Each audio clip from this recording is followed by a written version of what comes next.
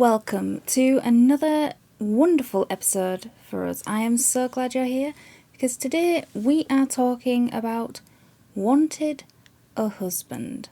Now, there is hardly any history I can find for this one, apart from the fact that it seems to have originated around the year 1914. So for this one, we're just going to read through it and let me know what you think down in the comments below. Once on a time, when I was a handsome young fellow, and that ain't been so very long ago as you can see, I was taking a walk down the street into this very town of Nottingham, when I saw big notices up everywhere and heard the bellman crying as how some grand lady was in want of a husband. Very good looking she was supposed to be, and had no end of money, I believe. In fact, I believe she was a princess. So I took particular note in what sort of man it was that she wanted. Dark he had to be, and very handsome, not too tall nor yet too short. That's just me, I thought to myself, and so it was, mind you, exactly my describance. Thinks I to myself then, I'll go tomorrow and reply for this job, especially as she's got plenty of money, for that's a thing I can do with.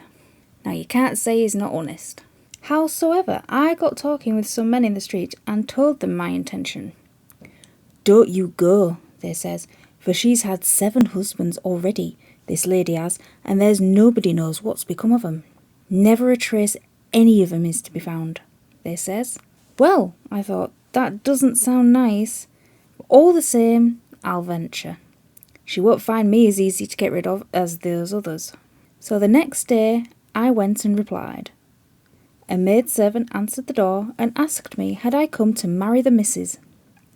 Yes, I says, if she's willing.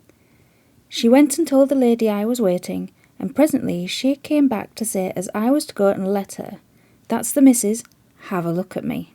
In I went bold as brass. Yes, I do find, she said. In fact, I was just the very man she was wanting. And a day or two after, to cut my story short, we was married. A grand wedding and all we had, I can tell you. The first night we was together, I woke up very early. About the middle of the night it must have been. My missus wasn't there. This is very queer, I thought. Howsoever, I turned over and went to sleep again. And the next time I woke up, there she was, right enough. It was nearly getting up time by then. Well, my dear, I says, and have you had a good night? Yes, thank you, she says. And you? Very good, thank you, my dear, I says. The second night it was just the same. Now, but by then I was a bit suspicious. I would be, wouldn't I? So the third night I foxed. I didn't go to sleep at all. It would be about the middle of the night when she slips out of bed, dresses herself very quietly, puts on some soft slippers, and goes creeping downstairs. I followed without letting her see me. She goes pid-padding out the house and down a little path till she comes to some graves. There is one with the soil all loose. She scoops this away with her hands and gets right down into the grave. I crept close up. There she is, sitting, eating little bits of flesh and bone. Hello, my dear, I says, and what might you be eating of?